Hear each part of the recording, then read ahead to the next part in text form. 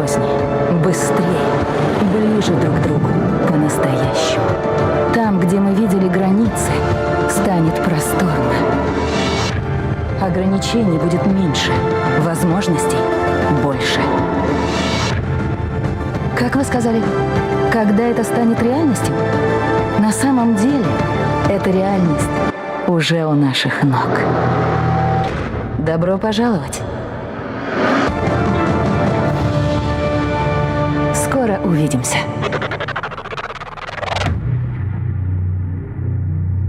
Уважаемые участники, приветствуем вас на 12-м международном форуме и выставке «Транспорт России».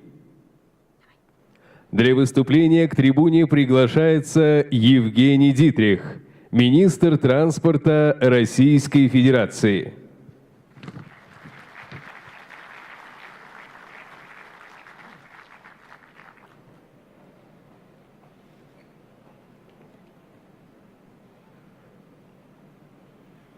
Здравствуйте, дорогие друзья, товарищи, коллеги. Я рад приветствовать вас на открытии транспортной недели, на форуме и выставке «Транспорт России». Здесь мы в хорошем смысле выходим из зоны комфорта, за рамки бюрократических формулировок и привычного взгляда. Наша задача – оценить работу отрасли по-новому, услышать различные, иногда полярные, иногда критические точки зрения. В течение 3 последующих дней мы будем задавать себе вопрос, что сегодня работает хорошо, что не очень, что можно было бы сделать лучше, каким будет транспорт будущего, где нужны изменения и почему, какие гипотезы следует протестировать, а какие идеи лучше пока отложить.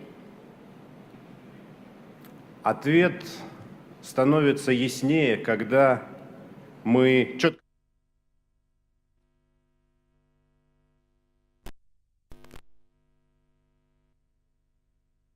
that we would like to create within 2024-2035, and the image for which we have approved the transport strategy and adopted the comprehensive plan for modernization and expansion of the mainframe infrastructure. First, we see the sails on the horizon, and then the approaching ship. In a similar way, quality, reliable, and safe transportation starts to be feasible only when there is modern and advanced transport infrastructure distributed all over the country. And this is how we imagine it. First, we need the infrastructure that ensures the high standards of cargo transport, both domestic and international standards. For that purpose, we are going to improve the capacity of the Baikal-Amur mainline entrance by 50% within the next 6 years. We are going to improve container transportation fourfold and make sure that delivery of containers from the far east of Russia takes no longer than 7 days.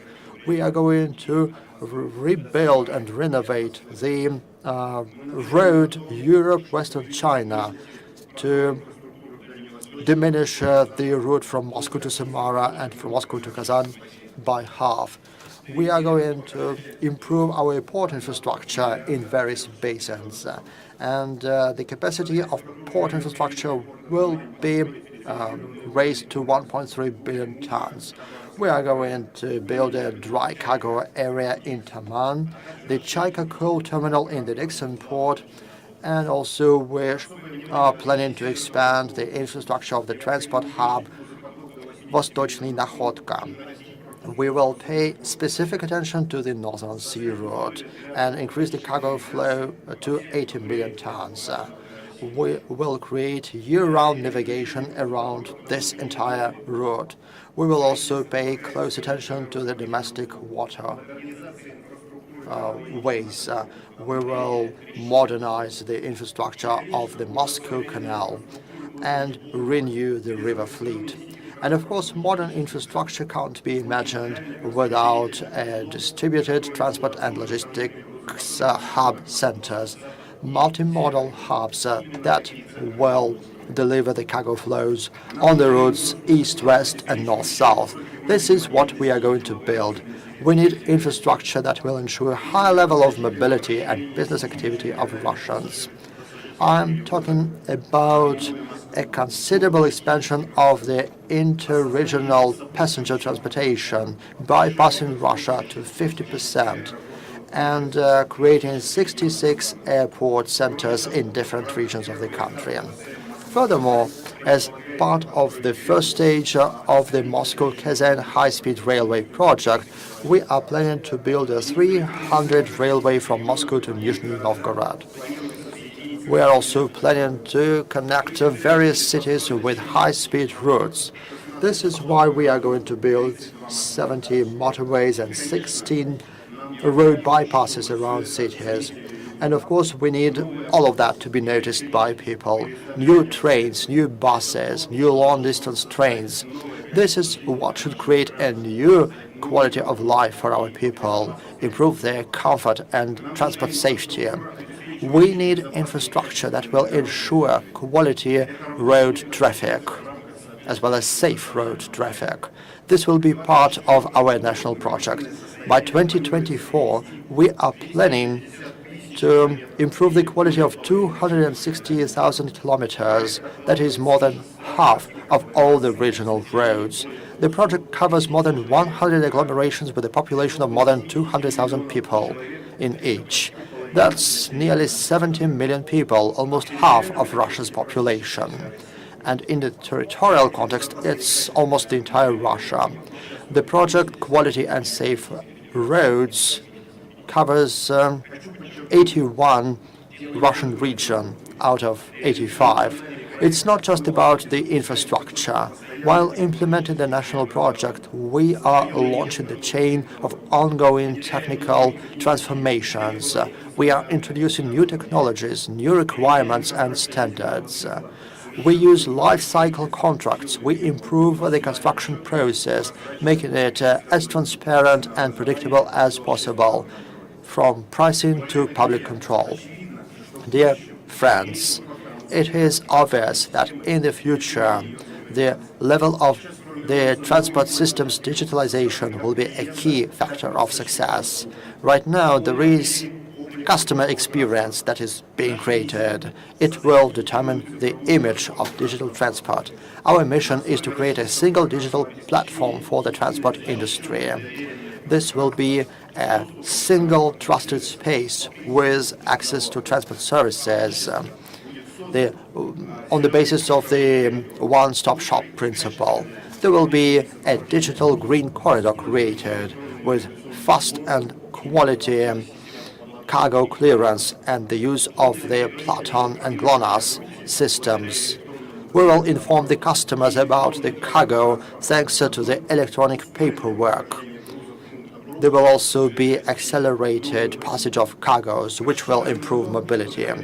We expect that companies will have multi-modular transport exchange and passengers will have full-fledged electronic tickets. Dear colleagues, it's one thing to look into the horizon and look at the contour of the ship, and it's another matter to see beyond the horizon and see much more. It is objectively difficult to predict what the transport is going to be like in 15 or 20 years. But we could also look at the image of a transport system that we would like to see. This is Russia that is open in the inside and open to the world. This is transport that ensures the economic integrity of the country and international commerce. These are agglomerations connected with high-speed communication. This is service at the speed of a click. This is a network of transit corridors integrated into the transport space of the Eurasian Economic Union and the New Silk Way. This is really green transport adapted to the needs of people with little mobility. This is transport that uses automatic technologies and alternative fuels. My friends, while working on developing transport and particularly infrastructure, we should remember that there is no short path to success. I will use this sports term. We are starting a long-distance run. It requires endurance, patience, and the wish to win, and we need thorough preparation at the start. I suggest that you use the next 3 days as a warm-up before this very interesting and challenging marathon. Thank you for your attention.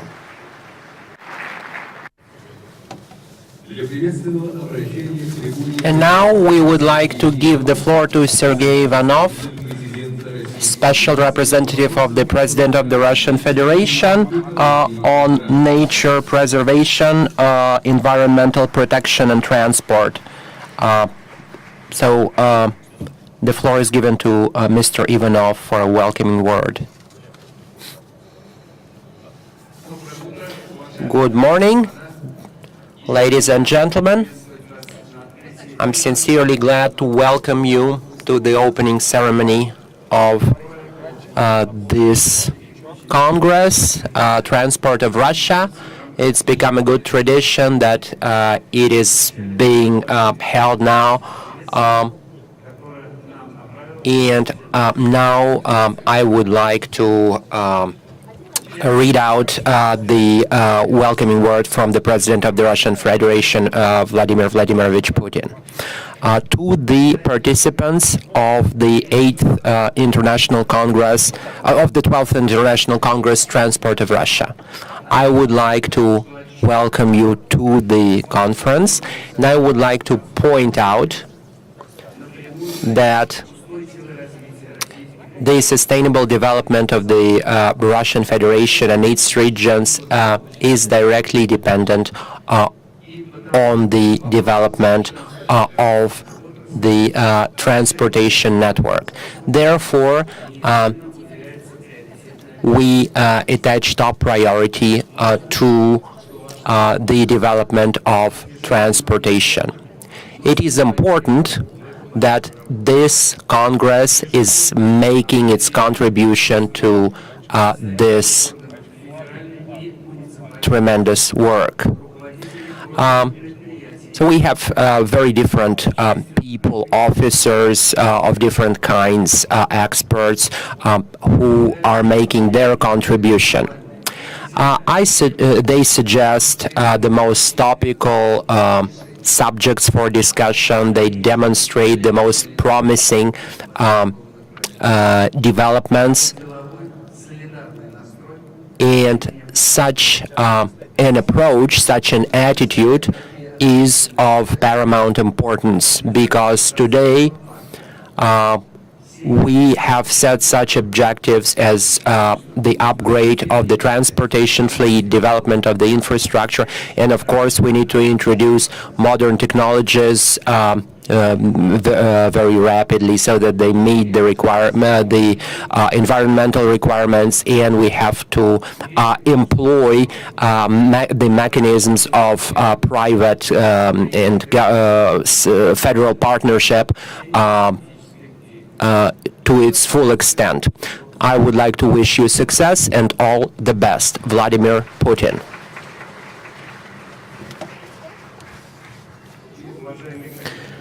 And now, dear colleagues,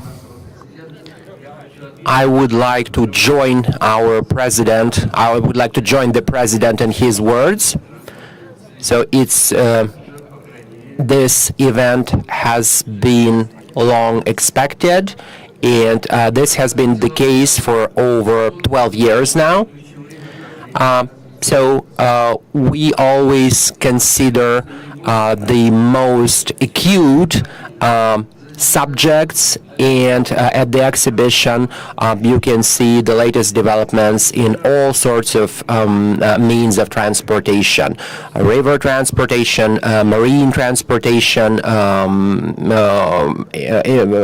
aircraft, and such.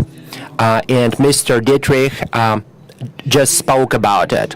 So this year we pay a lot of attention to public-private partnerships because they can make a considerable synergistic effect on the development of Russia.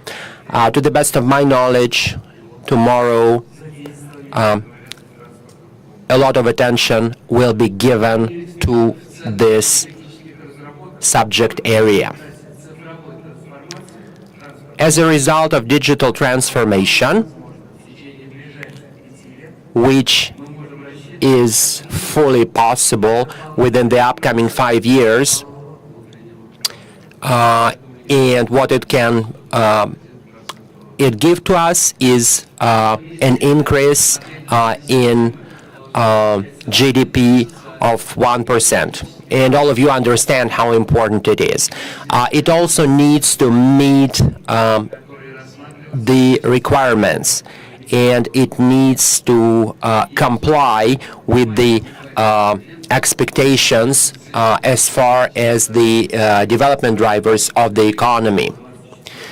And it is no coincidence that the president has paid so much attention to transport in his speech, in his plans for the development of the country. So there are different large-scale projects, north-south, east-west, so that we can really build up this transportation network to put together the whole country. So high-speed railways, construction, and over 1,700 kilometers of railways will be constructed, and the capacity of the seaports will be significantly increased. Innovative technologies will be widely used, of course, and intellectual systems will also be put to use, so that we can increase the overall level of safety of transport. To conclude, I would like to wish fruitful work and new and good impressions to all of you. Thank you for your attention. And now we would like to give the floor to Dmitry Mezentsev, Chairman of the Committee on Economic Policy of the Federal of the Upper Chamber of Parliament of the Russian Federation.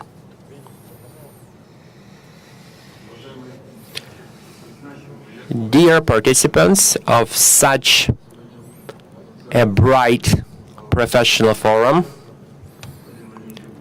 we just heard the words of Vladimir Vladimirovich Putin, and he pointed out how important transport is, and the chairman called on us to look into the future, to look what's going to happen after 2030, 2035.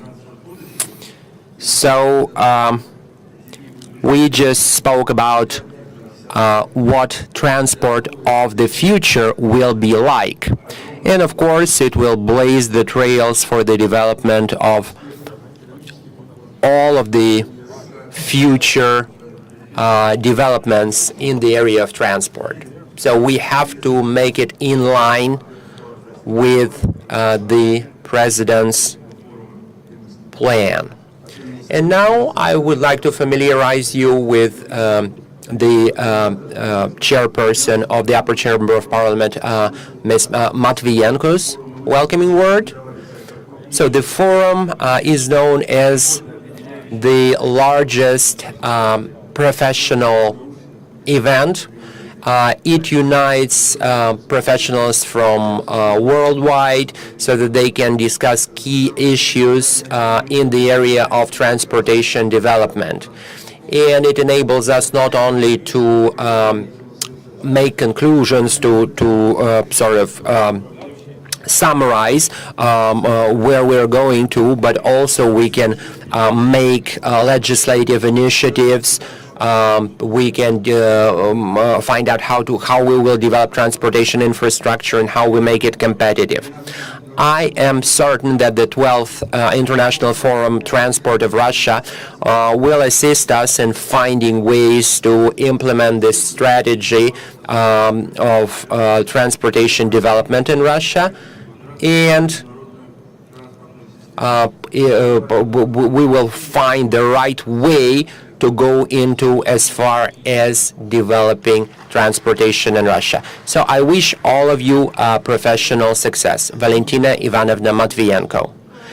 And of course, today we're talking about the improvement of the national legislation, and we know that the foundation is not possible without a professional legislation. And we have good relations with Russian railways and with other transportation companies. And of course, we want the further development, the further improvement to be just the same, just as successful as it has been. So I wish all of you professional success. Thank you. And now we're giving the floor to Evgeny Moskvichov, the chairman of the Committee on Transportation and Construction of the lower chamber of parliament of the Russian Federation.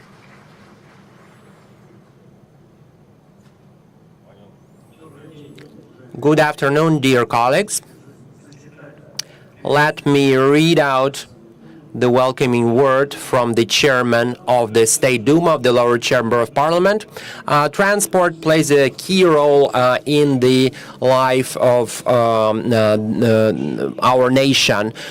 So we need to be concerned about how to increase the effectiveness of transport, of the transportation network.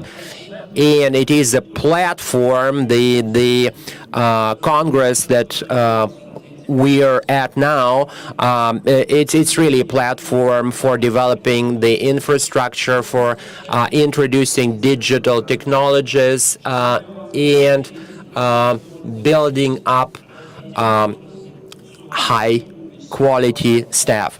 So I wish all of you professional success. Sincerely yours, Vyacheslav Volodin. And as far as I'm concerned, I would like to say that transport is really of great importance for all of us. So I wish all of you a lot of success to the benefit of the Russian people. Thank you. Now, we would like to give the floor to Mr. Akimov, the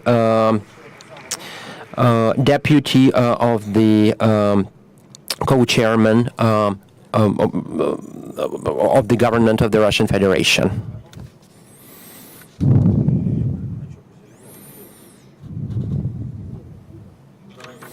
Dear friends, dear colleagues, let me read out the word from the chairman of the government of the Russian Federation to the participants and guests of the International Forum and Exhibition Transport of Russia. Dear friends, I would like to welcome you to the opening ceremony of the 12th International Forum Transport of Russia.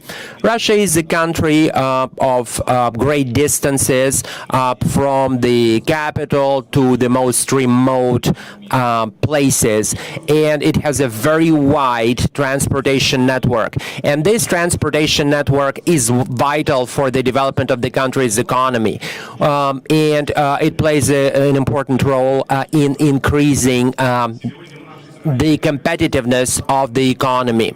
Today, we're implementing large-scale projects. We're building new bridges, logistics hubs, airports, and such.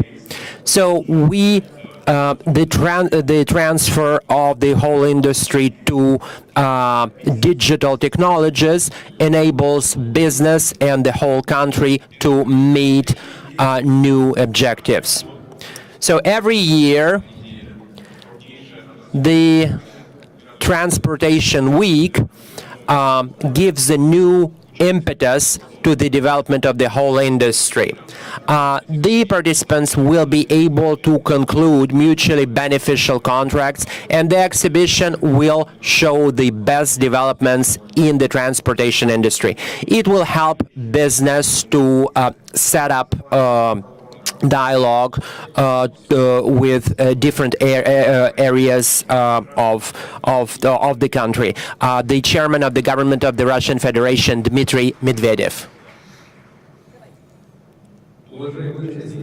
Dear friends, we would like to start the plenary discussion, Transport of Russia, Unified Digital Platform. I would like to invite to the stage Eugen Dietrich,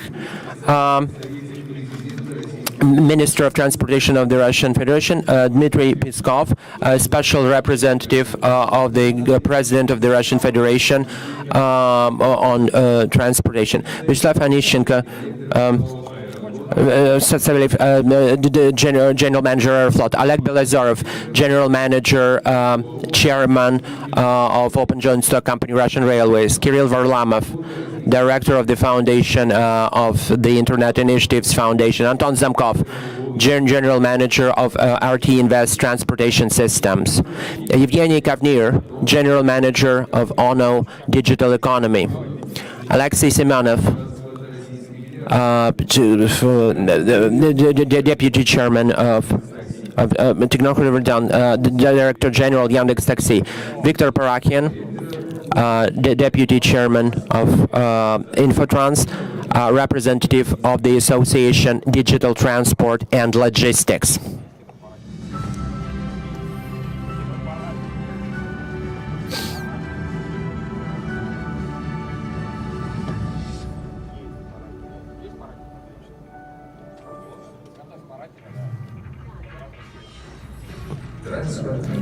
Transport is changing rapidly and sometimes fundamentally. New services, new qualities, new user experience.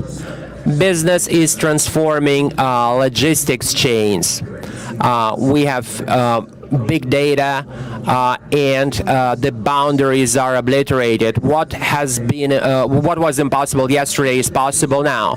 Competitiveness is increasing, but the true success is only possible within the framework of cooperation. A single platform for it is transportation. On the basis of the best Russian developments, exchanges of transportation safety and security at the highest level. Electronic consignments, so that we know where the cargo is and what condition it's in. So basically we're creating an electronic corridor, blockchain, artificial intelligence, you can go dizzy. But everything will depend on these technologies, regardless of whether we're speaking about a small locale or a large city. We are targeted to forming the most advanced transportation networks. If it's to the benefit of the customer, then it's to the benefit of business and the country as a whole.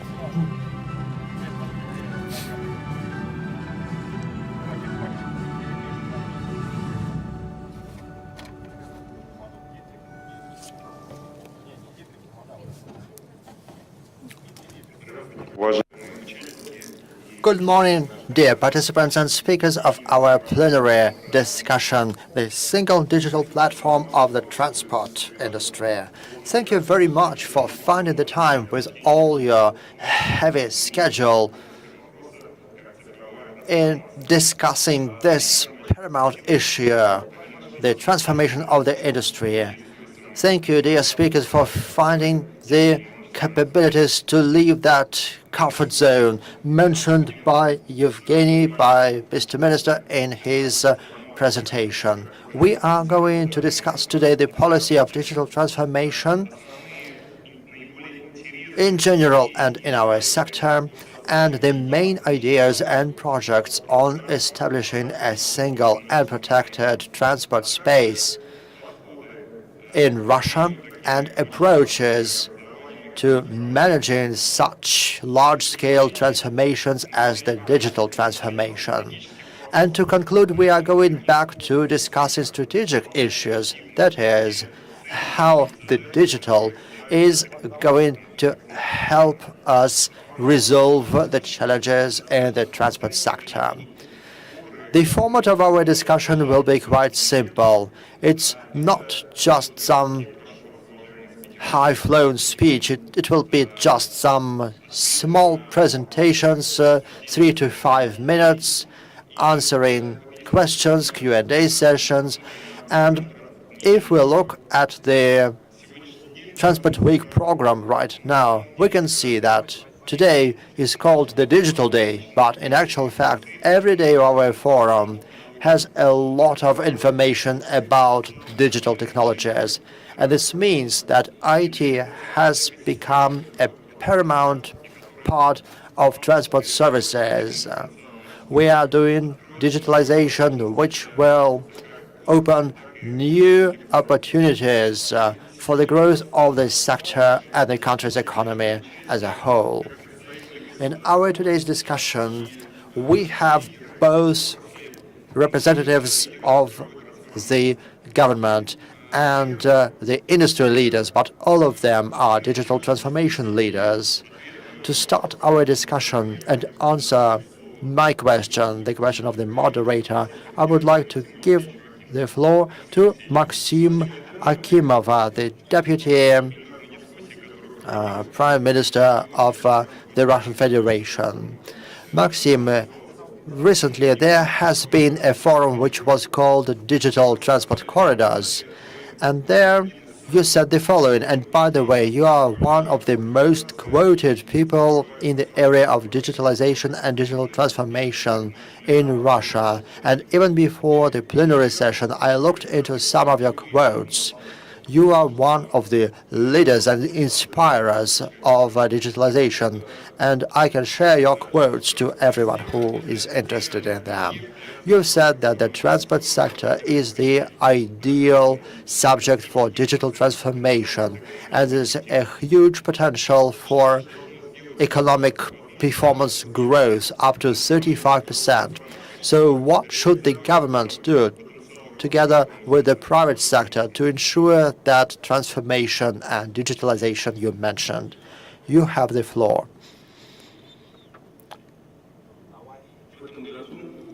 This year, the administration of the Singapore seaport finalized a very ambitious project: the establishment of terminal infrastructure for the transshipment of 34 million TEU per year.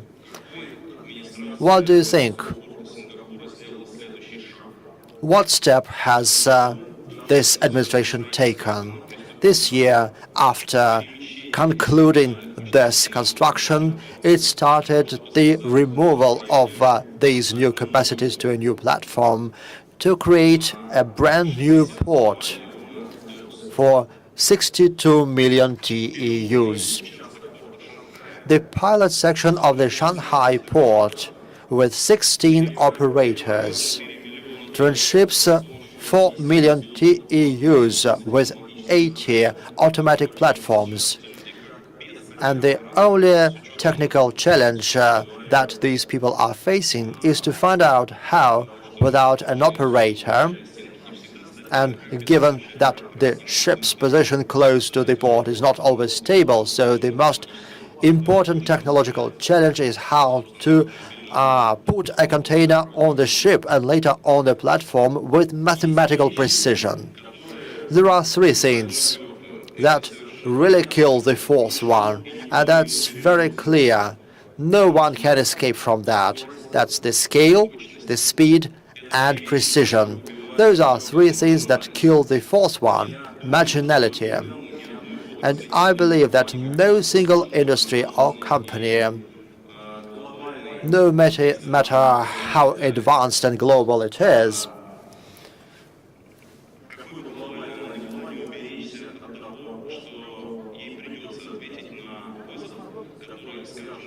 can avoid meeting the challenge that has already occurred in the taxi drivers segment. This is the challenge of disruption of the traditional models and establishment of new models based on data flow processing. From my point of view, the digital technologies is not where some mature technologies exist. And by the way, the transport sector was a pioneer even 20 years ago. And telematics was already a quite developed science which was implemented quite successfully. I'm talking about the new business models that change the roles of the players and change the costs in the sector. And I'm talking seriously about this because for me, it's a source of ambition that the Ministry of Transport and the market players should have. The moderator said what the government sector should do. The government sector has its own quite modest role, and one of the key challenges is to create the necessary conditions for market players to follow. And I believe that the transport industry should, in this sense, from the point of view of managing this sector, say goodbye to transport services as such and should say hello to the passenger and to the cargo, because seamless intermodal transportation without documents in their traditional form is, as I already said, a zone of mature technologies, but it's a zone that can really ensure our progress and improve our efficiency. We can stay closer to the passenger and to the cargo. And we've discussed this with Yevgeny already. It's very important to avoid a transport situation when we think that the buttons are okay, the parts of the suit are okay, but the suit as a whole is not appropriate. So we need to connect all our parts together, whether the river, the sea, the railway transport, and so on. And another sine qua non is the involvement of the international transport corridors. It's the minimum that we should do together with our partners in the Eurasian economic space, or the space of trust which would make possible those seamless multimodal transportations. We need to ensure digital documents, digital signatures, everything without paper. This work is ongoing, and one of our key tasks is to complete it within reasonable deadlines. And of course, those integrational processes are not limited with the Eurasian Economic Union. We need to further develop international transport corridors, talk to the aviation transportation companies, to the airlines. We need to meet the technological challenges. The third big challenge is this single digital platform we are talking about. What is it? Is it one single operator? Is it a new digital monopoly? Or is it an open space of trust, an open platform for technological standards? I believe that we need to conclude this discussion. I think that, on the one hand, the world belongs to big players today, of course, and those big players are working on creating a new market power, a non-competitive one. I am talking about big global platforms, the platforms of the social media. But on the other hand, I believe that the monopolization of the data market, privatization of technological standards is a threat which would prevent the ecosystem of new standards from developing. Furthermore, it will hinder the digital development of the transport sector. So one of the serious challenges that the government should face, and it will face it, we will certainly formulate the rules of the game. It is non-discriminate access to data. When the physical possession of infrastructure or physical access to data does not result in digital monopolies under the law. And the whole digital structure is very vulnerable in this respect. The next issue is the proper technological infrastructure. The Internet of Things, I'm not going to discuss this in detail. This is about the frequency policy in the narrow band segment, and this is the development of technological standards. And of course, this is also about appropriate innovative technologies of the leaders in this industry. I'm talking about Russian railways. I know that Mr. Belozerov is working right now on the digital transformation of Russian railways. It's also about digital transformation of our key transport companies. And I believe that this is our task. Once again, it's a zone of mature technologies. There are not so many technological challenges as such, but they are challenges involving the transborder nature, the anti-monopoly agenda, and the right structure of this supranational digital platform. All of this will be part of our agenda for the next year to come, to make sure that we can resolve efficiently all the challenges mentioned by the presidential decree. And I will remind you that Russia's involvement in the global logistics processes includes specific tasks in this sector, and those tasks play a huge role in the presidential decrees. Thank you very much once again, and congratulations once again on the main transport event of the year, the Transport Week of Russia. Thank you. Thank you very much, Maxim. In fact, we are going to talk today about open data, about non-discriminate access to data. But if we go back to a systematic approach to digitalization in the transport sector, I would like to ask you an additional question. And the organizers did something which is not very convenient for me, but, well, it's maybe not very convenient for speakers to answer these questions. So, Maxim, a question to you. The transport sector players have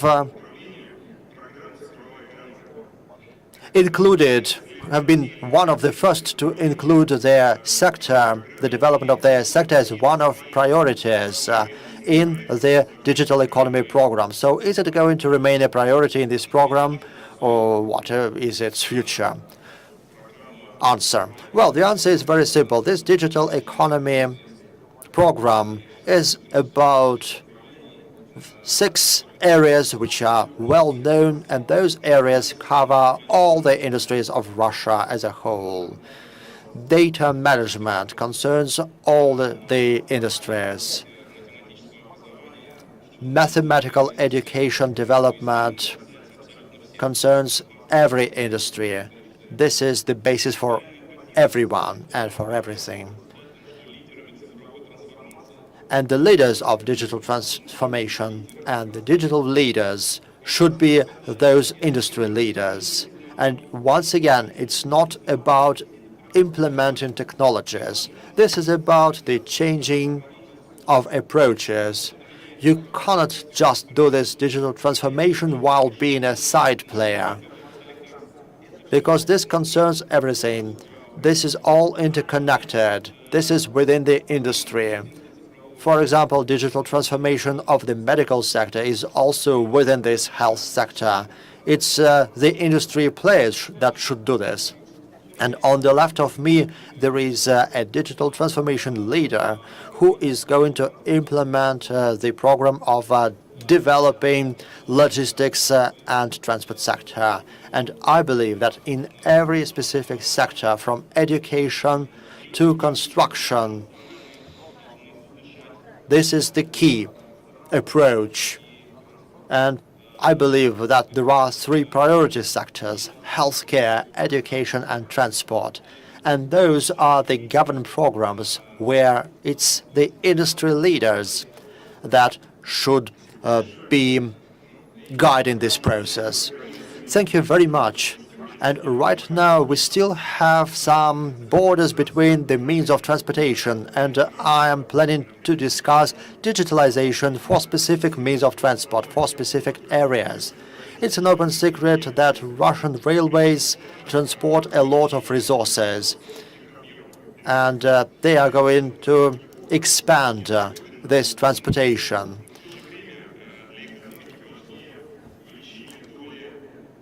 But for the economy as a whole, it's important to increase the share of container transportation, high marginality transportation. And this is the cargo that comes from China to us. This is high-tech devices that come here in containers. And it's about seamless, multi-modular operation in transport hubs. And without digital technologies, without IT, we can't make any progress here. So, Oleg, can you share with us how can those digital technologies ensure the delivery of the cargo from Russia's Far East to Europe within just 7 days? And what digital solutions is Russian Railways going to use for further work in transport hubs? Thank you very much, dear colleagues. I would like to thank the organizers and the Ministry of Transport for inviting me to this crucial event. And this is really a very important topic, digitalization, that is discussed at this plenary session. What I would like to start with is that for Russian railways, the entire cargo is important. Without different types of cargoes, we will have no development in the country, no development of the economy. Transit is also important. We know where the high-tech industries are centered today, but the transport system can locate them in different ways or position them differently. So I would like to say that all our consignors should not be afraid. We will resolve our problems. We will manage to do the tasks. As for the presidential decrees, of course, we can't resolve the issues of improving our efficiency without digitalization. We are actively working on this, and I would like to thank the government, represented by Maxim Alexeyevich, for this program for development, which has been approved. And I would like to say that we have some numbers until 2025, and it's about 150 billion rubles that we are going to spend on digitalization. We believe that this money should be enough to start a completely new approach and a new business model.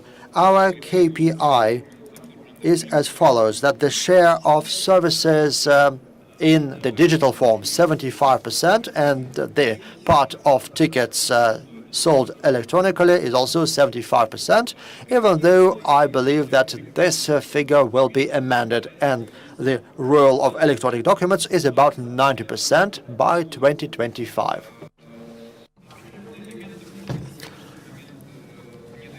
We are introducing certain parts in the electronic trading platform. Over 13 100 participants are plugged in.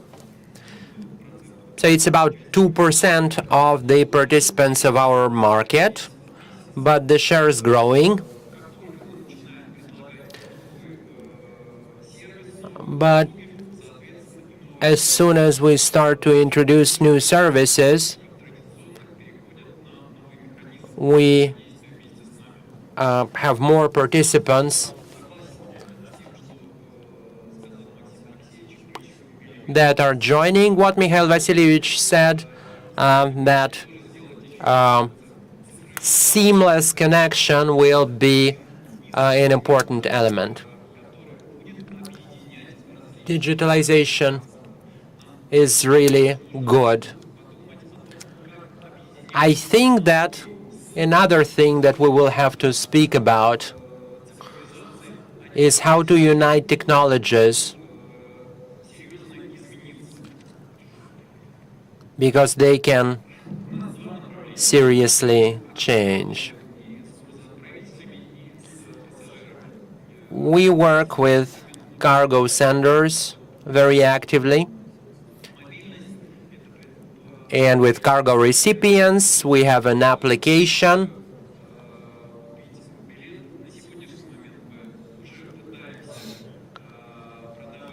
so we can sell tickets. But we hope that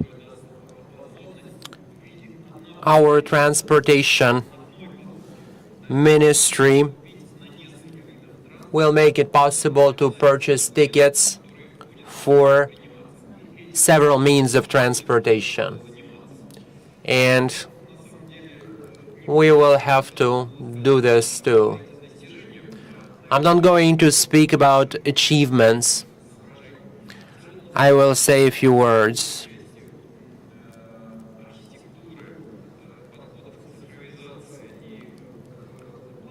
Architecture, digitalization, we will have to get done with it very soon. It has to be a chain of different systems. What systems? We will have to clarify, but we will need to verify data. Each participant will need to be identified, and the data will have to implement different mechanisms, blockchain and such. Another thing that we consider important for ourselves, and I fully agree with Maxim Alexeyevich in this regard, it must be an open platform so that new opportunities will be combined with the existing ones, so that every participant can make a contribution to the development of this architecture. This platform has to be profitable. And Maxim Alexeyevich, we are ready to participate. We'll join you. And this platform will have to be fully, profitable, fully autonomous. And we see this as one of the key problems. We have an association of digital transportation and logistics, and I'm grateful to the Ministry of Transport for this support in these initiatives. We need to start work, and they may want to join us in this process. You spoke about passengers, and I would like to say a few words about airline passengers, aviation. Everyone knows about the successes of Aeroflot in implementing digital technologies, although you said that the company didn't even have, email before you joined it. And very often I, fly, and we always want more. There are resources on the internet for with life hacks for different people.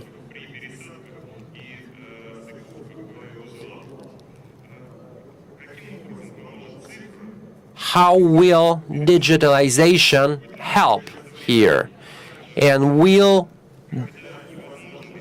time be reduced? And when those passengers who are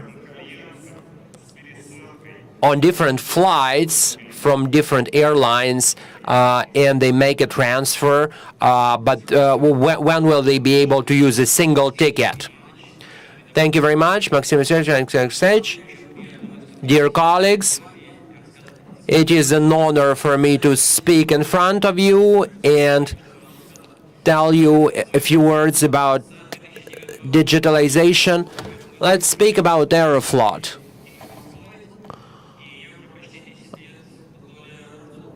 And we were 68th in the world. Right now we are 18th in the world, and we are 5th in Europe. 1990, the passenger traffic was 130 million people, and we had a Guinness record there. Then Aeroflot broke up into a number of smaller companies. You can see the right graph here. Can you put a stop to it for a second? I just stop it for some time. Okay, what is digitalization? 1992, Aeroflot, the passenger traffic was 6.6 people, 11.11 people with its subsidiaries. Well, go back, please. Or is it coming forward? Okay, we're back on the slide now. Well, look at the graph. 100 employees per 1,000 per 1 million passengers. And right now we have 678 employees per 1 million passengers. So you can see what the improvement was. Here you can see our strategy, new hubs. Well, please don't push the slides forward so fast. I will make sure to meet the time limit of 5 minutes. So we are developing in accordance with the President's May decree. And we're a global company. We have international ratings. We have 4 bases: Sochi, Ekaterinburg, Novosibirsk, and Krasnoyarsk, and Khabarovsk, and 2 hubs, Krasnoyarsk and Vladivostok. So if we don't introduce digitalization, then it will not be effective. Digitalization is in everything. Planes are highly innovative aircraft. And if we don't do digitalization, it will not be possible. All those who don't do the digitalization, and all those companies will become obsolete. So we want to have 100 million passenger traffic per year. We will have 200 aircraft, domestic aircraft 40%. And we want to increase the level to 400 million. Well, look at the graph here. 35% is the experts' estimate, and this rainbow is 674 applications. Well, go back, please. The right upper picture, 100%. We have 3 platforms, SAP, accounting, HR, all sorts of internal processes, Lufthansa, and Sabre for reservations. We use some other technologies too. We use domestic platforms too. I will tell you about them a little later. AMOS, automatic system for maintaining flight safety and technical maintenance of the fleet. So we are still in the top 5. Please go back. Please go back to the last slide. I apologize. The AMOS system helps us to forecast the repairs that we will need to do on some of the aircraft. Well, you remember in November of last year when we, relaxed ourselves and relaxed you. We were 26th in Europe in terms of punctuality. But today, we are back in the lead. We are among the top 5. And we are one of the most punctual airlines in the world because we have very efficient production business processes. Internet of Things, the development of production systems, and we want this efficiency ratio, to be very high. It's very important for us.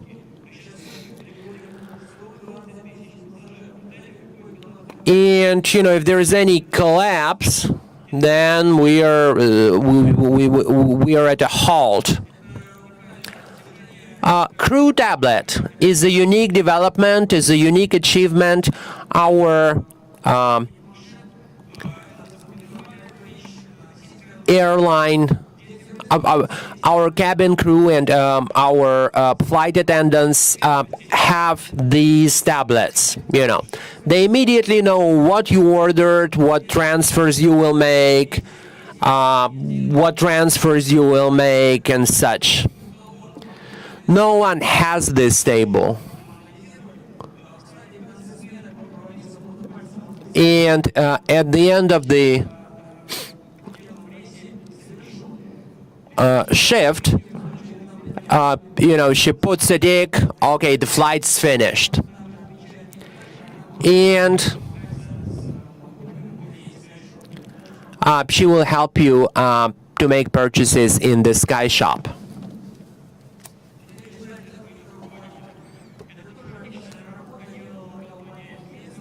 Another thing, ABS, Anatoly Karachentsev.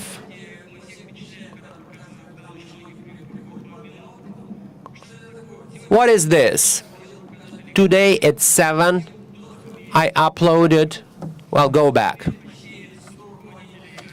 100 managers have access.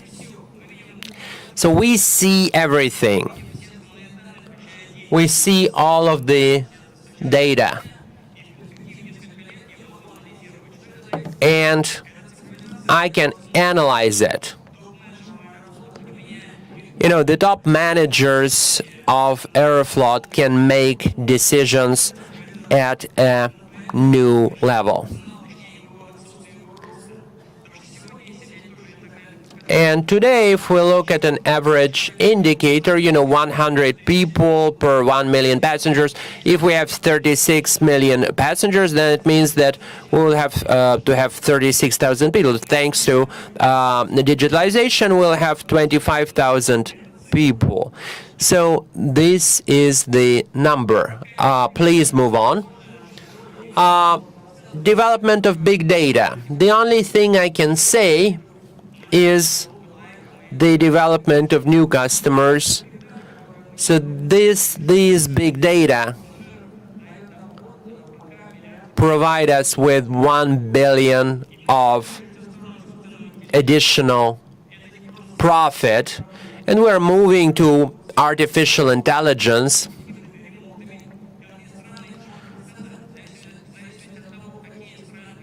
And it is possible to forecast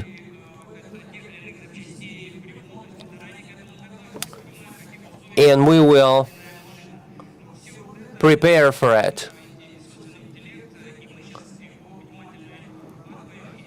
And we are preparing for introducing artificial intelligence. It is hard to forecast the price. Very often you make comments on what we need to do, and will be very important for us because we're going into the regions, Krasnoyarsk, Yekaterinburg, and such, and we need to make sure that the company doesn't incur any extra losses. So the gadgets, okay, this is what we had, iPads. This is the most important subject. This is what the young mostly do, how they purchase tickets. Please go back.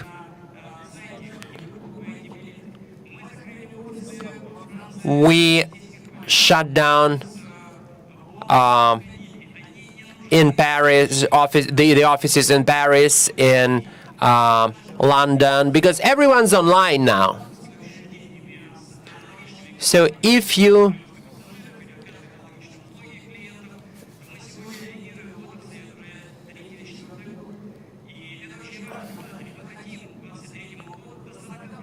and we want to increase this level up to 40%.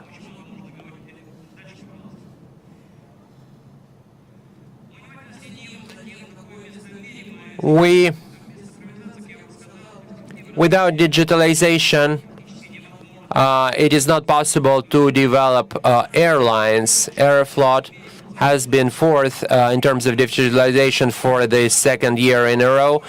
So look at how much ahead we are when compared to other major airlines. And we have every reason to believe in the top three, because what we're doing right now is not achievable, is not attainable for the others. When I spoke with IATA, they were highly impressed, because what we are doing in Aeroflot is only being considered by the other companies. So you can see our further achievements, and Yevgeny Ivanovich Dietrich, he's not just looking at what we're doing, but he's helping us, and I think it's very important. And Dmitry Nikolaevich Peskov, he's here, he's a member of the board. So big data, it's not a question of a leader, of a single leader. We have to do this together, not just give something to me and I will do something. So I wish everyone success. I think that digitalization is the future. Whoever doesn't do digitalization today doesn't have the future. Thank you very much. I also had a few questions, but you already answered them in your presentation, which is why I'm going to move on to the next speaker. When we'll talk about the Platon infrastructure and its prospects, we often hear about transborder transportation, digital multimodal corridors, electronic seals, and other beautiful applications, but all of this rotates around freight transportation. But the government has already created the infrastructure. It assembles a huge amount of data. So, Anton, can this infrastructure be used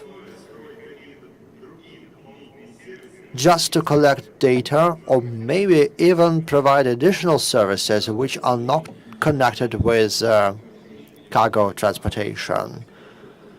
Good morning, and thank you very much for the opportunity to speak. Indeed, over the past 3 years, Platon as a system has really become big data. 20 petabytes, that's the amount of information that is stored and processed in our system. And I can say that Platon has taken a huge step forward in digitalization, this sector of digital transportation. And right now, a number of applications for Platon have been named by the distinguished moderator. And we believe that the development and digitalization of road transportation can be used, for example, to control the weight, the size, also to control various passenger buses. And I really agree that this is not just one platform or one operator.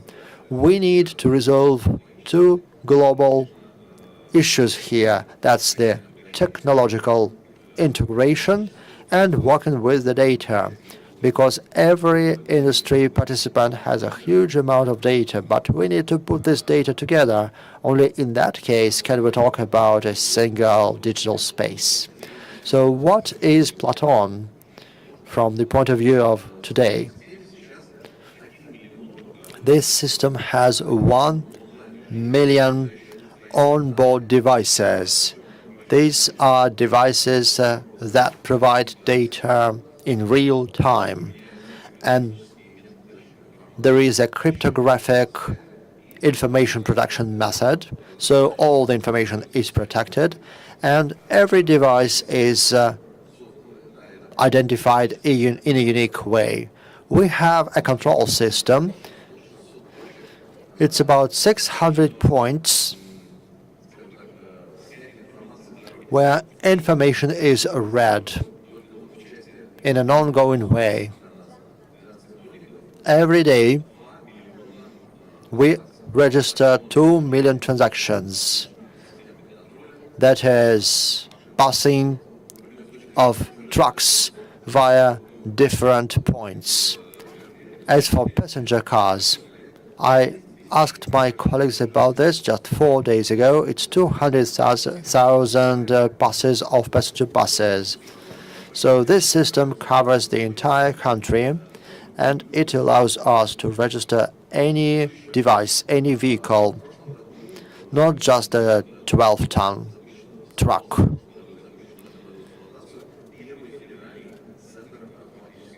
This year, we implemented the new center of registering various road violations automatically.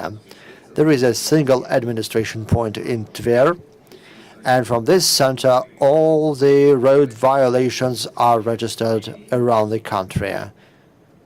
It's more than 12,000 penalties per day. And it exchanges data with the Ministry of the Interior, with the Customs and Tax Services. We have branches that are present in all the regions of Russia. We have a front office and a back office. That's a huge number of people, and you can come to any of our offices in the country and resolve any issue. When we talked about ensuring transport by those passenger buses during the World Cup, the FIFA World Cup, we resolved this issue just within 1 week. We equipped all the buses and coaches with our devices, and all the data was transferred seamlessly, all the data was registered, and the bus driver could just push a button in order to contact certain branches of the Ministry of the Interior and certain federal agencies, which means that these systems are not just designed for a specific task. They can resolve any task whatsoever, answering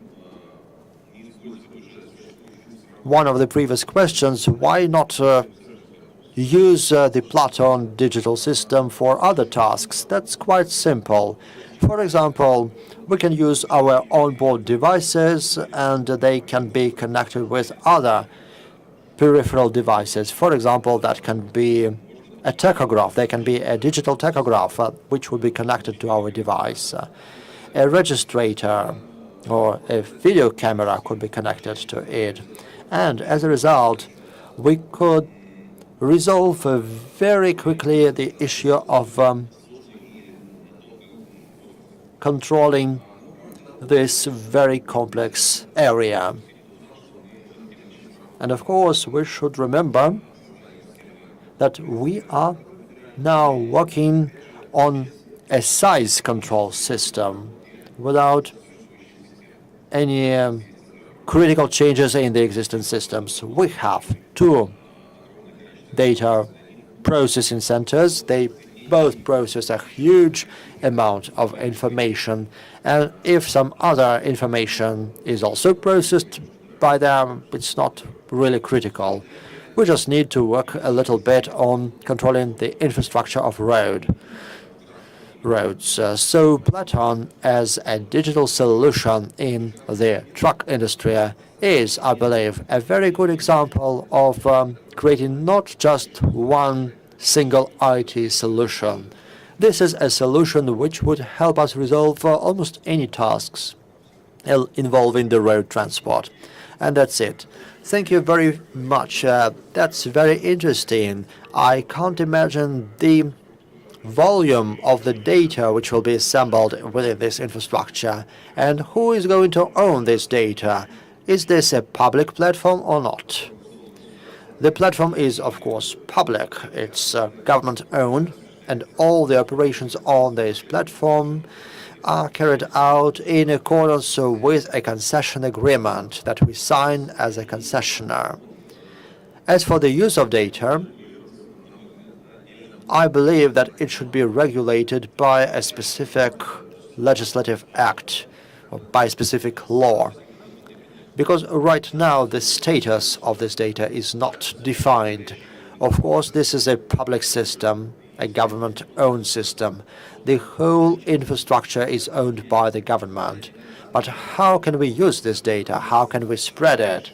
I believe that this is a question which needs to be looked into within the briefest time possible. Thank you very much. Would you like to comment? I would like to add a couple of words.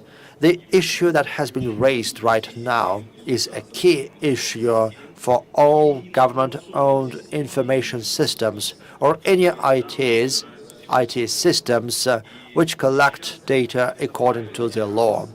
And right now, this is a very good analysis of a set of rules which would regulate the status of data, and that would regulate how to operate this data. This is a key task, and it should be resolved very quickly. Who owns the data? How does this data get into corporate systems? Who and on what grounds can provide the services? How to ensure non-discriminate access to this data? So one of the crucial conclusions is that we need to manage this data properly, because the same concerns labeling, various other information systems, that concern housing construction, any systems where we would like to involve a private operator. The rules should protect everyone, the private players, and of course the citizen, the person who provides this data to those systems. I'm sorry for this interference, but this is a very important point. Just a couple of words regarding to who should own this data. I believe that it's the people who should own this data. Facebook recently said that everyone could get access to their profile and download their archives for a small payment. So for a small fee, you will know everything about yourself. We still have just 1 hour, and there are a lot of speakers ahead, so I would like to ask everyone to be brief. All right, Anton, you have broached the subject of creating an association. Can you tell us what are the goals of this association and what joint projects are possible? Well, I believe that the name of our plenary session today can answer that question. That is creating a single transport digital center. And I believe that this association, as a union of different transport market leaders, should resolve this problem. This is also about this single multimodal space within the country. And in the good sense of the word, this is what we are talking about. This is a single transport corridor, single transport tickets. There are a lot of tasks like this, and we need to join our forces to resolve them. We cannot resolve those problems individually. What if the association would lobby the interests of its members? Well, any association is established to lobby the interests of its members, but I would say that an association is created to lobby quality and breakthrough solutions on the market, not just someone's interests. All right, but it's clear that Russian Railways, Aeroflot, and other companies create platforms. It's obvious that these are very big systems, and taking into account the resources of these companies, it's quite obvious. But, Kirill, is there anything that young and ambitious startup projects could offer us in this sector? Thank you very much, and good morning, ladies and gentlemen. Our foundation deals with investment in startups, new technologies, their development, and helping those startup companies. Going back to the discussion that has been started, we are already working with Aeroflot. We have already launched a pilot project together with Russian Railways about the renewal of their rolling stock. And as for data, it's been for 18 months that we are working on a big data law, an analog of GDPR, which has already been adopted in Europe, that is about data protection for individuals, and also some legislation covering the purchase of this data. So I'm ready to discuss all those issues. As for digital transformation, why have we started to talk about it all of a sudden? Last year, as far as I remember, there was no dialogue like this. It's all coming from the growing number of lawsuits involving the loss of competitiveness. Right now, there are opportunities based on a long-term development. So why this digital transformation? Actually, it's the digital sector that made those breakthroughs possible. This is all about those fundamental things which help us modernize and improve the parts of the industry that we have. It's the connectivity breakthrough. It's the neural networks that help us use artificial intelligence and big data. This is where we have our key breakthroughs. And now there's the question, what should traditional businesses do if a fast business wins over a large one? The answer is that you should set up an innovative strategy, a strategy of innovations together with big companies. There are several approaches to that. We are all familiar with our internal R&D. That's when some developments are prepared within the company and then implemented. That's quite expensive, but there are several other ways.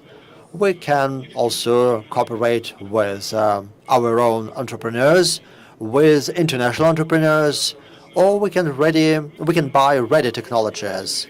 Ready technologies are fast but expensive, and they don't give you a competitive edge, which would be worth talking about it. Why do we pay so much attention to working with startups? Otherwise, we will not be fast enough. We will lag behind those breakthroughs. So what do we need to know when working with those international startups? Or maybe startups outside of our companies. Startups have different scale and different scale of making a decision. Startups work very fast, and sometimes they have to take decisions in order not to die very fast. If a startup found the possibility of saving 100 million rubles for a large company, and that is really significant, but a big corporation does not believe that this is significant. It will not understand this startup. So we have been working a lot on this. We look into small companies and big companies. And on some stages, when a big corporation is not yet ready to work with a startup, we do not recommend them to meet each other because both of them would lose time. Next slide, please. What have we done in order to resolve some fundamental issues?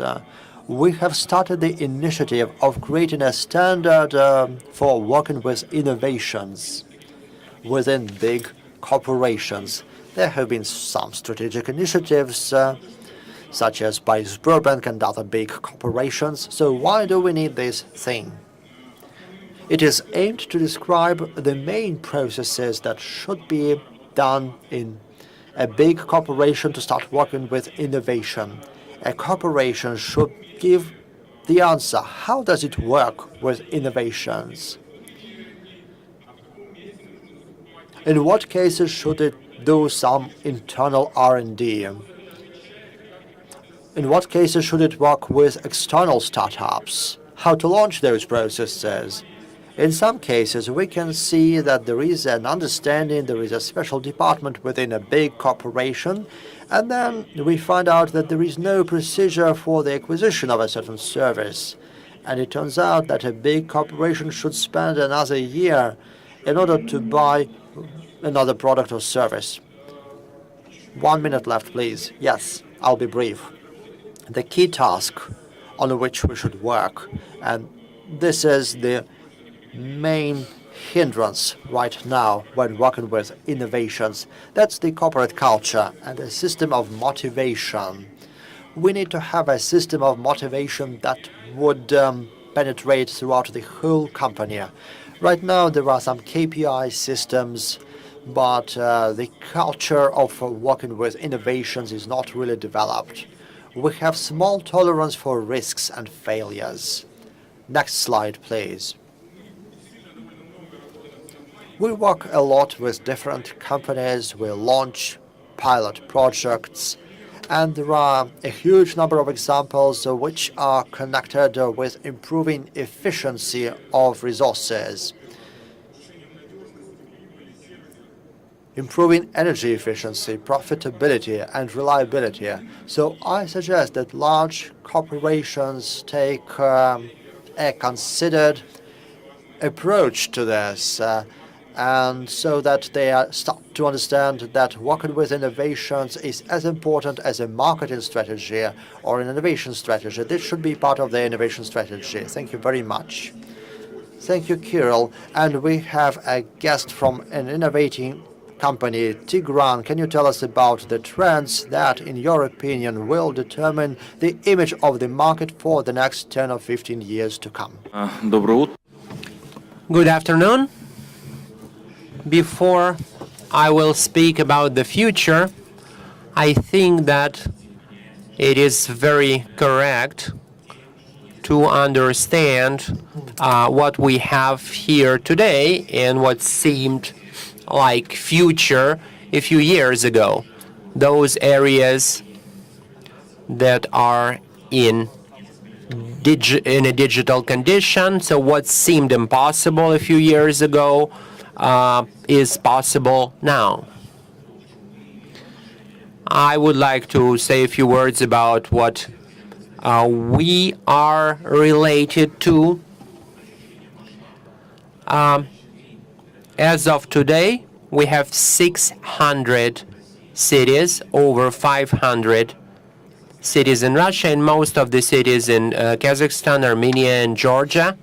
14 million unique users who make at least one trip a month, and over 500,000 drivers online.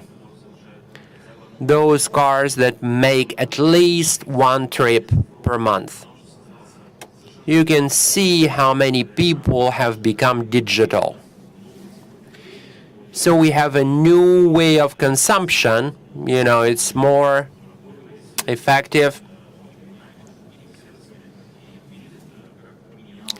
And you can see how the industry has changed.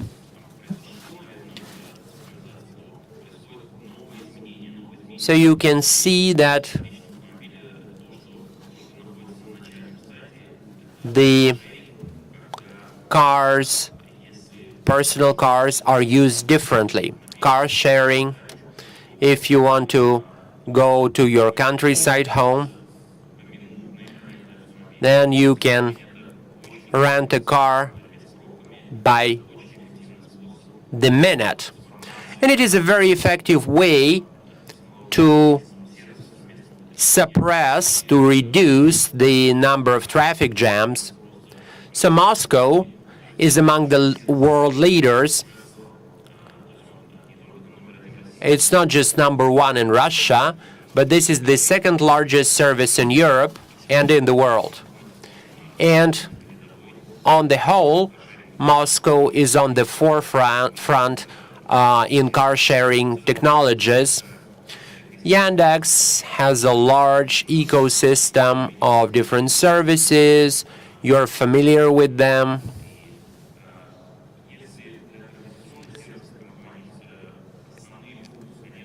And we have users. Users are very important for us, and their happiness is important for us. If we speak about transportation, then we have another focus here, another key area, safety. And as a company, we take this responsibility, and we would like to use the same approach that we've used for all of our services. We should close our eyes for a moment, and we want to and think about what we have to ensure safety right now, so that we can think about what else we can come up with. Those technologies that will enable us to ensure safety in car sharing and cabs. We have 6 teams right now to control tiredness, drivers' tiredness. Recently, I spoke with a startup company. So if something happens to an elderly person, then we can immediately inform medical services. So thousands of lives are saved, and it's not just, mechanical. They don't just track how much he's been behind the wheel, but it can, look into the future. It will all be replaced to driverless cars, self-driven cars. So it will all be combined self-driven cars. And it's not just a horizon for the next 10, 15 years, but it's a horizon for 3 to 5 years. So in Russia,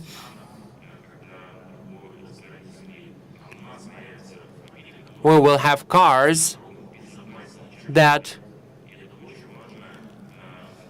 can drive, more safely than human drivers.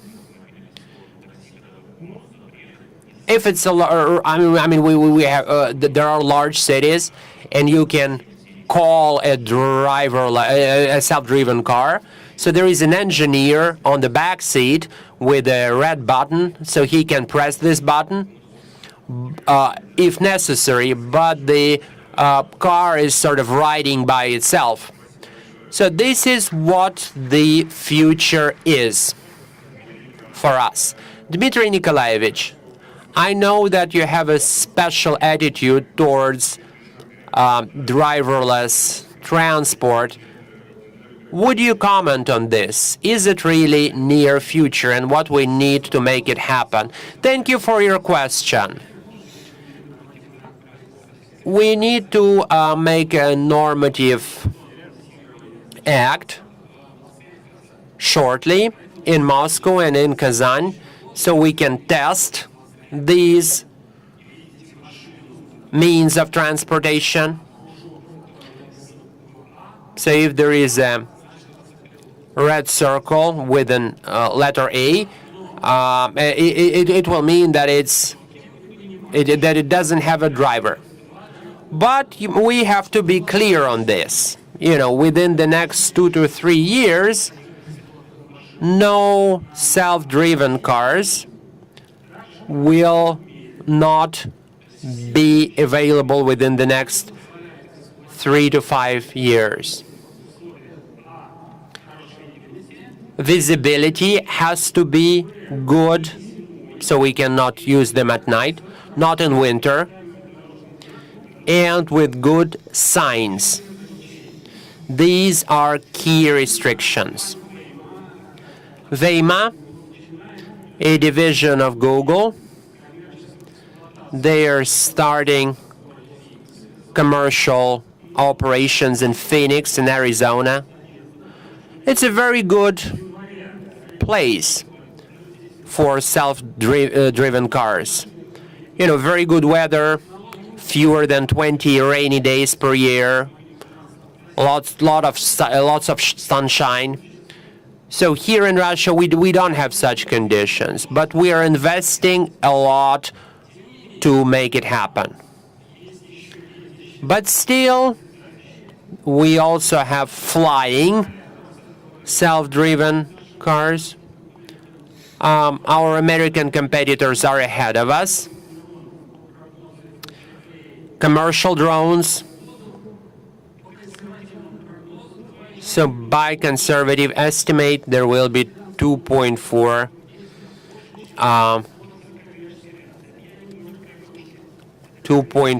million drones. The number of pilots will be up to 300,000 people. 17% market growth, 30% growth in preparing drivers. So a short summary to save time. Digitalization is good. We cannot digitalize old analog technologies. So we need to put into the market Russian competitive technologies. And right now, this task has not been resolved in the Russian Federation. So going back to management and digitalization, what areas in digital transformation do you see as the most decisive? And what is the role of the regulator here? Well, we are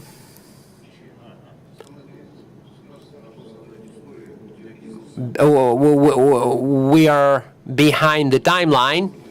So what we need to do here is to ensure that we have the terms, and we've prepared a project for digital and transportation logistics. We submitted this project into the government of the Russian Federation. You can see what it all boils down to here. Digital transport and logistics, how to ensure digital safety, how to integrate it into the worldwide digital environment. So we have about $15 billion, the potential of this market. And we cannot really, fall behind here. We cannot afford this. So the state here needs to hold the core and the registers, those data that we've spoken about today a number of times, so that we have good regulations, so that these data can be transferred and accumulated on the platforms.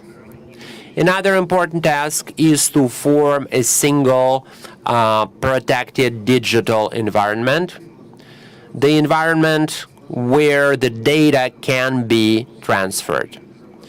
Cybersecurity is important, emotional sovereignty, and these issues are becoming very, very important. We need to segment those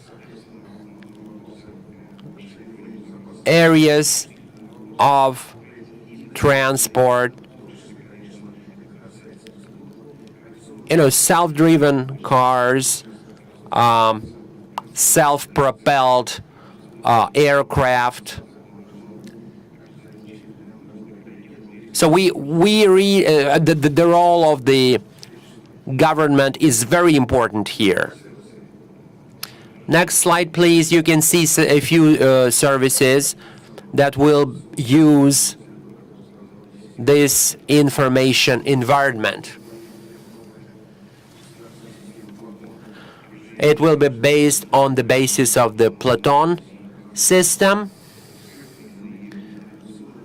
navigation component.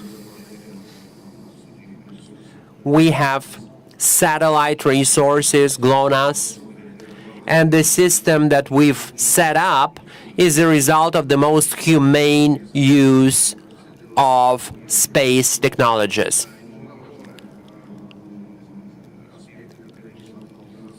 It is also important to automate the checkpoints, because those border crossing points are very important. We need to reduce any red tape there, any bureaucracy. Next slide, please. We've spoken about the results of the digital transformation, electronic document flow, and it pertains to both cargo transportation and passenger transportation. So here we need to work on the regulations further.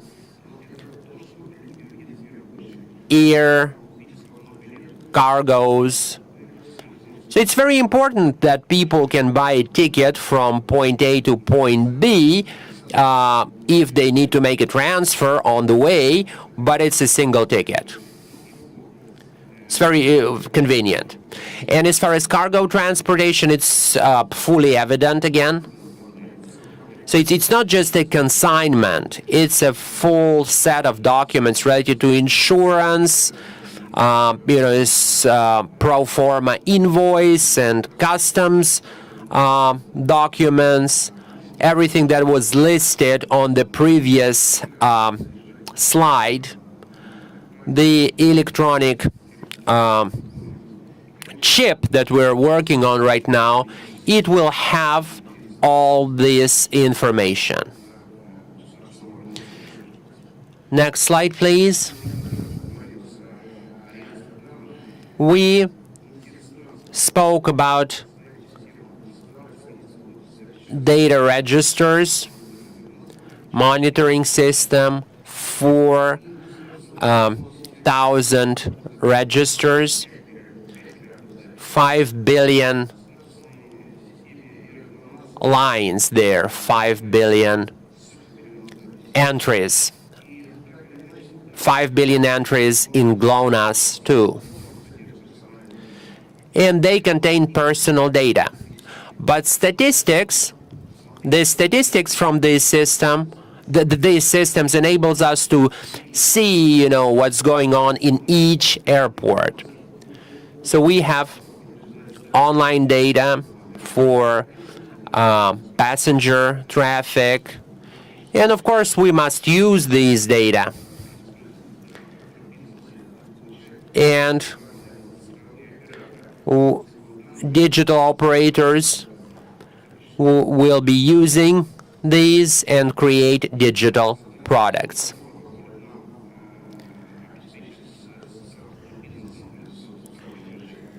We need to have a two-way, street here, a two-way lane, so that we can get feedback and look at the regulations that we're working on. We need to automate supervision, and we need to make it automatic too. It's also our priority. This slide describes the analysis and forecasts that we do.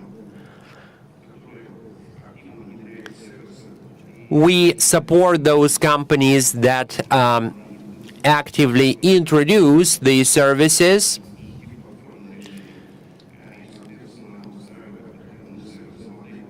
And we will continue to support them. And for us, it is a priority to create the necessary conditions for the business. Thank you very much. We started 10 minutes later, so I would like to ask our honored guests to stay here a little longer. Okay, 5 minutes. So, just very briefly, we have one person who will speak from the audience and two persons who will speak from the panel here. So it's very important to integrate everything, self-propelled aircraft. We have Mr. Mysenko here, General Manager of the State Corporation for Organizing Air Traffic. And Igor Moisеевич, would you please comment on this?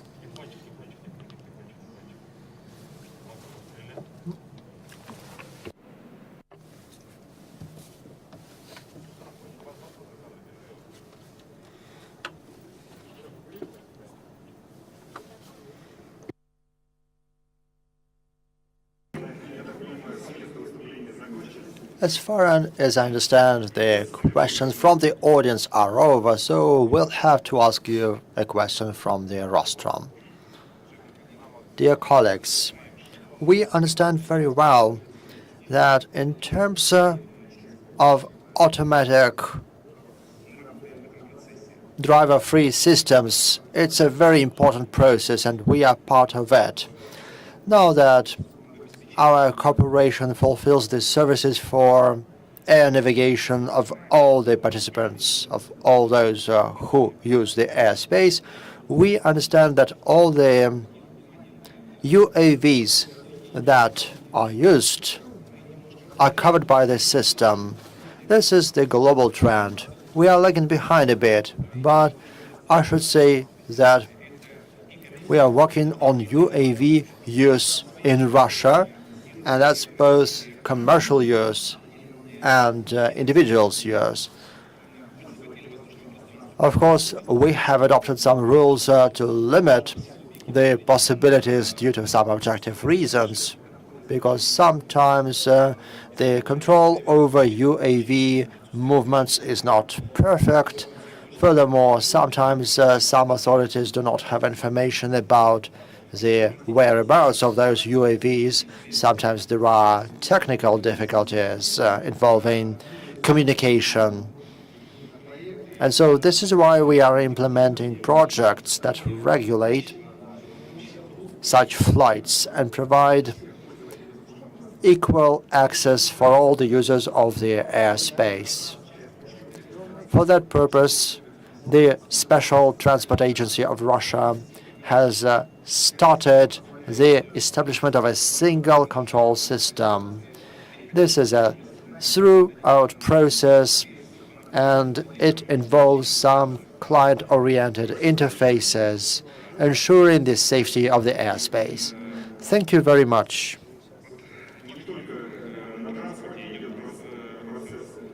And it's not only in the transport sector that we are having this transformation process. The other industries are also involved. And this digital economy project brings it all together. And I would like to give the floor to the CEO of the company Digital Economy. How closely connected are digital economies in different sectors? And can we, for example, digitalize transport alone without the entire industry? Thank you for giving me the floor. Of course not. We need to digitalize the entire economy. As for what is being done in terms of digital economy in other sectors, a year ago we have established a special dialogue between the business sector and the expert community as to the key areas of digitalization. It's not really an association, but it's a dialogue platform where common plans are developed. And we have 6 fundamental areas mentioned by Maxim earlier.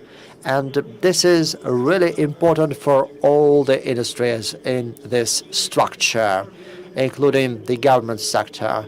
For each of those 6 areas, there's a special management system.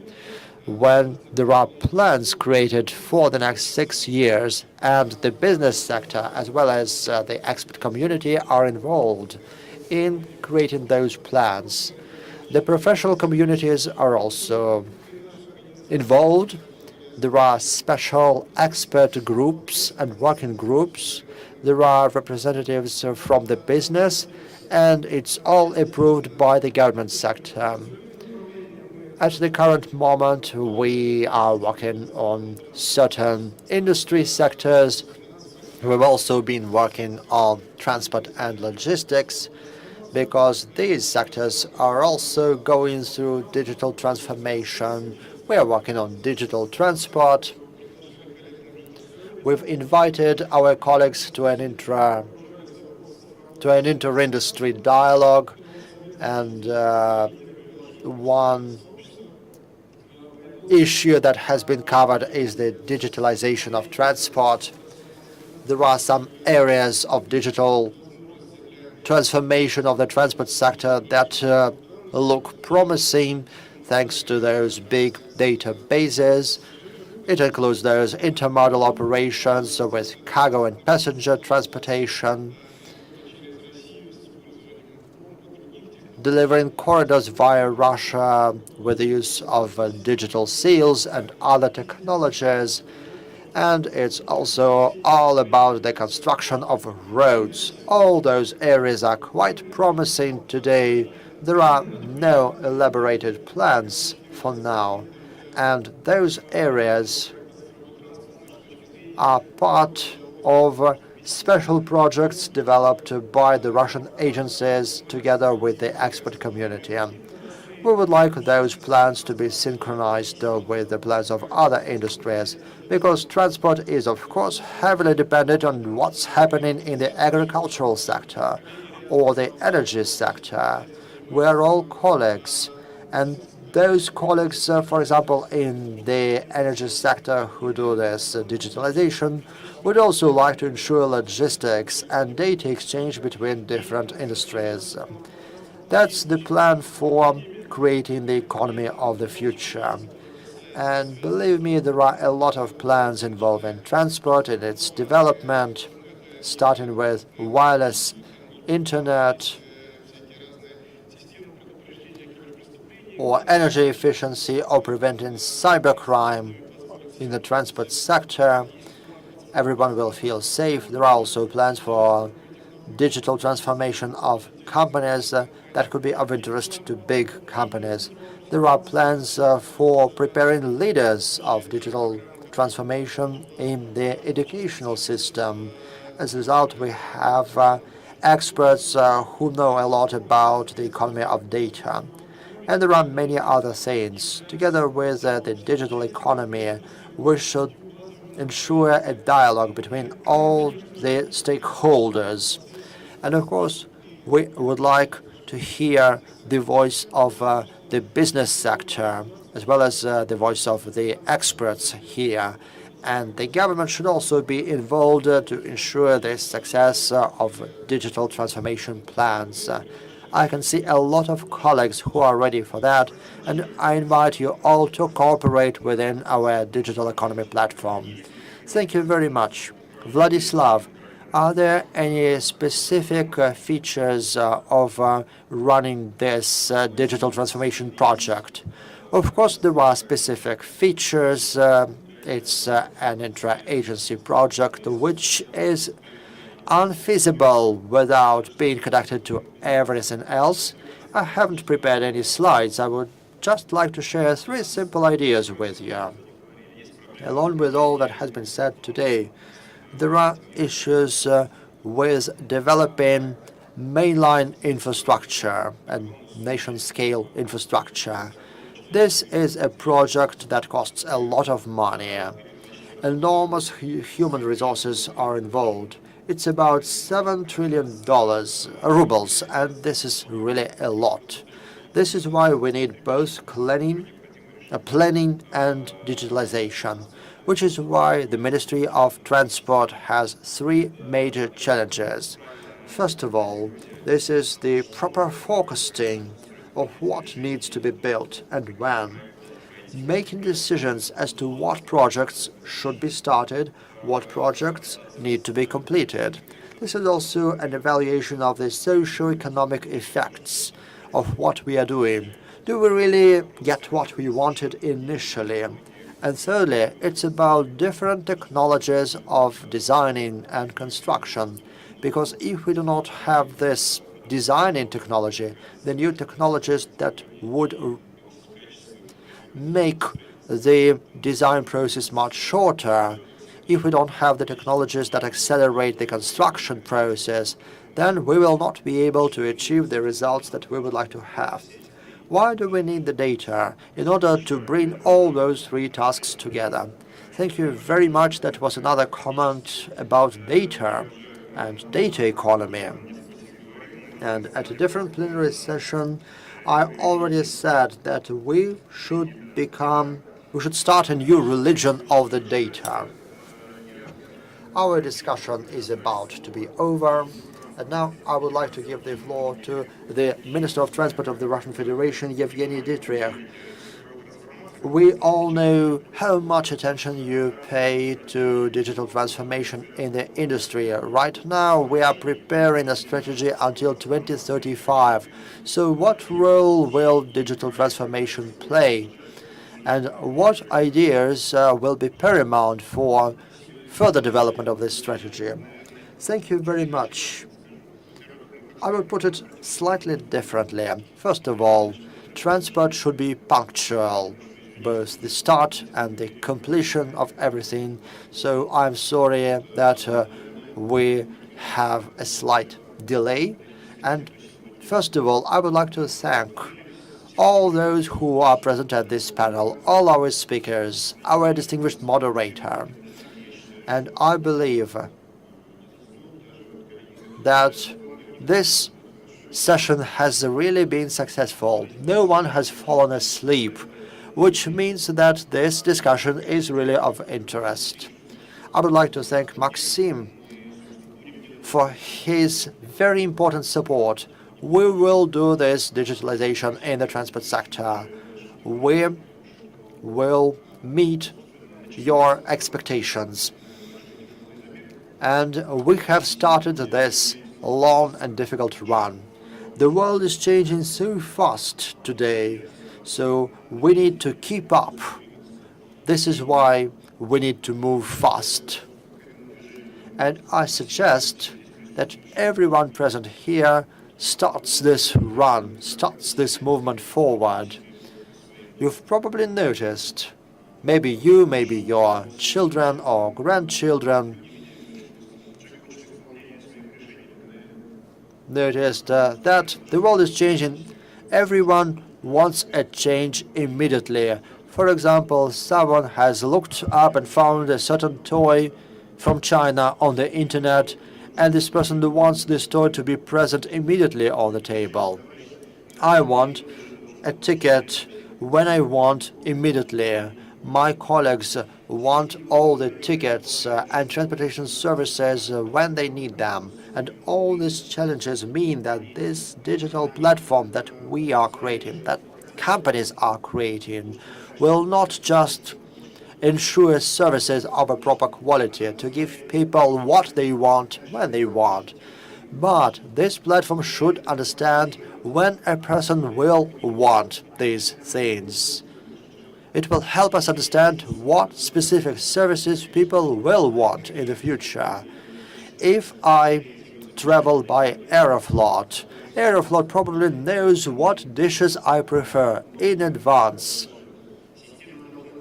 This system should know the preferences of each one of us and provide high-quality services. There's a certain risk here. Of course, it's great when a system provides you a targeted service, but this system may demand targeted payment for their specific service. And in the future, all those digital services provided to us will require greater payment, a greater fee, and I will see that I pay more than my neighbor. And we start thinking about why this is happening, but this is how it is. As for the future and the means of transport that we see in the future, that's probably not just what exists today. This is also some hyperloops, magnetic trains, ultra-high-speed aircraft. And this is also about better quality of our transport services. This is when a person can get registered on a flight and checked in on a flight without any personnel, without any staff. And we will soon be able to use our biometric data, the scanning of a fingerprint, the scanning of a face, and we are already checked in and we can start the flight. And based on this data, we will have a relevant border control. We've already mentioned the Platon system or a whole series of other systems that companies and regulators have. Those systems already contain a huge number of data about each one of us. And it's time we started using this data. In Aeroflot, in Russian railways, there are AI systems being implemented to provide us services of greater quality. But when we learn how to do this, when we have open statistical data. It's the business sector that will be able to create platforms on top of that, and that will create a new living standard, new quality of life. I'm sure that these initiatives will continue.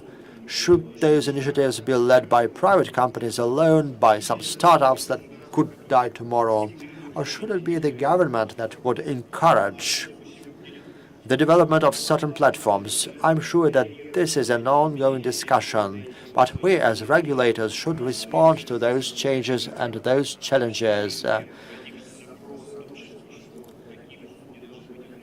For example, if the public believes that certain services should be regulated, such as taxi services, we should react to this and we should provide this regulation. What I want to say is that those systems are required and will be required by each of us. We are going to implement large-scale plans for infrastructure development, and we will keep creating and building this infrastructure, whatever happens. But without using digital technologies, those infrastructures will not be so efficient. The Platon system and its use by largest cargo transport operators allow them to save up to 6 or 8% of their costs. This is just the simplest operation for data analysis for those who can use this system. And it helps them optimize traffic, optimize flows. It's impossible to build our future without using digital technologies. And I would like to conclude this session by saying that the transport sector and Russia as a whole need new ideas as to how to optimize our work, how to make it more efficient and better. Everyone understands his or her work in detail. And if we do this analysis, if we ask our customers, our neighbors, our leaders, what are the fine points in our work that are the bottlenecks that can be organized better, I'm sure they all can tell us a lot of interesting things in both digital and IT sectors. So I suggest that all our partners, everyone working in this area, create those innovative technological committees that could analyze their operations in specific areas that could promote new ideas and evaluate them and implement them.